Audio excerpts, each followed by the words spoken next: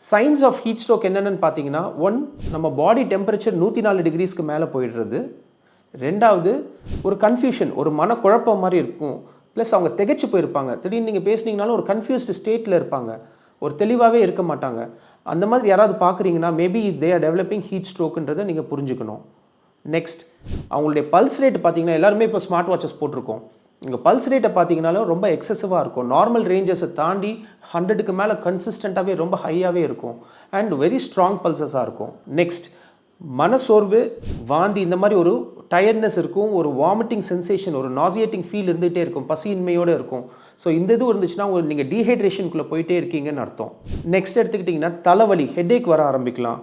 And ஒரு dizziness, ஒரு mild fainting episodes மாதிரி வரலாம். டிசினஸ் அண்ட் ஃபெயிண்டிங்கை நம்ம கண்டுக்காமல் விட்டுட்டோம்னா நெக்ஸ்ட் லெவலில் அவங்களுக்கு ஃபிட்ஸ் மாதிரி வந்து, சீஷியஸ் மாதிரி வந்து, they can also we may also lose people.